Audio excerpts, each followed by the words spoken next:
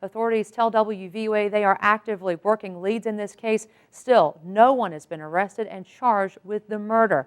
Now a WVUA special report, a mother's search for answers. I should mention that it has just started to drizzle a little bit here in the Big Easy. But, you know, it's good to celebrate. It's so good. After so much that we all went through together.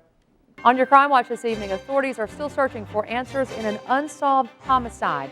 It's been nearly 6 years since Northport teenager Scotty Cockrell was found dead in his home, and there are still more questions than answers. Authorities tell WVUA they are actively working leads in this case. Still, no one has been arrested and charged with the murder. It happened the morning of June 22, 2006 in the Biscayne Hills subdivision. Investigators say Cockrell's friends found a door to the home he shared with his mother kicked in. Cockrell's body was in his bedroom. Investigators say nothing in the 17-year-old's background seems suspicious, and they don't believe it was a burglary attempt. Still, whatever happened, investigators say they still want information. Mike Carroll, a close friend of Cockrell, says it is still hard. There's always that emptiness when such a mystery goes on and there's no explanation for it. So there would be that kind of closure. If you have any information regarding Scotty Cockrell's murder, we have a very important phone number for you. It's Crime Stoppers, 205-752-7867. The number again, 205-752-7867. It happened at Hurricane Creek near Highway 216. Details in tonight's top story. Two men were kayaking around 10:30 this morning at Hurricane Creek off Highway 216 when both their kayaks flipped. One man made it to land and called for help for his friend. Rescue crews were able to reach the 32-year-old missing man about 3:30 this afternoon. They put boats in the water and had multiple people around as well to actually try and communicate with him before they could get the boat up there. So it took the cooperation of multiple agencies to make this come together to make sure he's safe. The kayaker is 32-year-old John Rogers. We'll have much more on this exclusive story tonight on WVUA News at 10.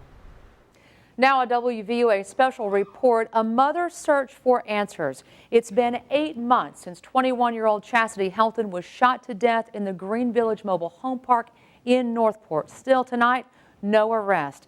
According to Tuscaloosa County Metro Homicide Unit Captain Lloyd Baker, witnesses last saw Helton alive as she went behind a home with two individuals. Then shots were heard. Baker says investigators are still actively working this case. Today, Helton's mother, Wendy Winstead, spoke to WVUA from her daughter's gravesite. She told us she believes witnesses would come forward if the reward could be raised. I believe that if we can raise the reward money, people will talk. If you have any information, you may qualify for a cash reward, and that call would be completely anonymous. You can call Crime Stoppers, the number 205-752-STOP. That's 205-752-7867. We're glad you're with us. Philip Coleman has the night off tonight. Signs of recovery from the April 27, 2011 tornado continue popping up all across West Alabama. The famous Hot and Now sign at the Krispy Kreme in Tuscaloosa is shining bright.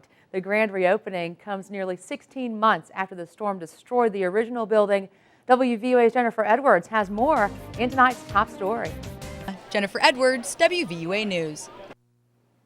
And by now you are probably hungry.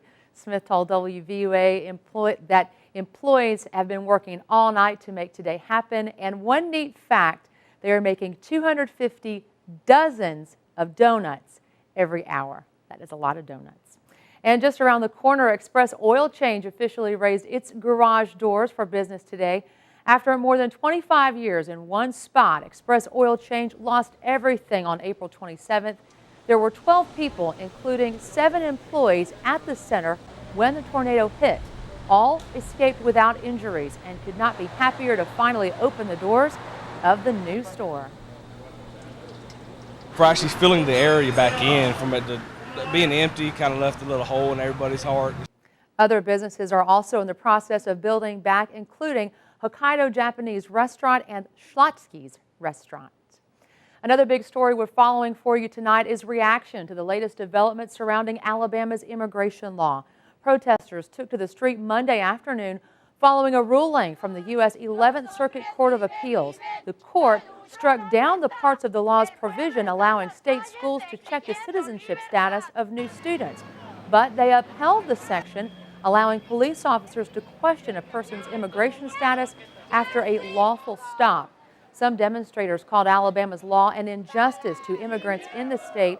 Immigration lawyer Carol Armstrong explains what the part of the law they upheld will mean. The provision that allows police. The Justice Department announced today it's establishing a civil rights unit in Alabama in response to the state's crackdown on illegal immigration. Officials say it's to ensure the federal government has an eye on civil rights issues in Alabama. WVOA is covering Huntsville, where a high-speed chase broke out, reaching more than 100 miles an hour. Police say the driver had drugs in the car. As the officer walked toward the car after stopping it, he said he could smell the drugs. But before he could speak to the driver, the car sped away. Police chased the car onto the freeway, reaching speeds of 110 miles per hour.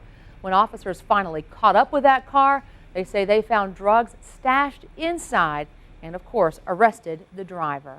As we go to break, a nice-looking sunset for us out there. Look at that. When we come back, Richard Scott will have your home team forecast. Keep it right here.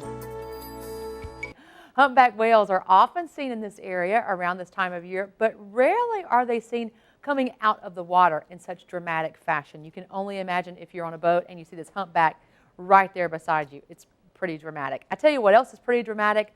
The way a Krispy Kreme donut smells when it's supper time 6 and o'clock. You haven't eaten yet. Yeah. Stomach starts to growl a little bit. And you're like, Big sign of recovery with Krispy Kreme opening back some donuts today. Here just in time for time for dinner. And there are a few left. I have to say that this box was in the WVUA newsroom. Yeah. Donuts don't make it very long around Well, here. we had to, give everybody instructions. Say, hey, we can't eat these until after the 6 o'clock news, just like when we go on a weather visit, so we get showed on TV. That's right. Now it's time to eat them. That's right. Well, wait, we have to have hats. Here's your. Oh, you got a hat? I've already got one. We have a hat. See if I can put this thing on right.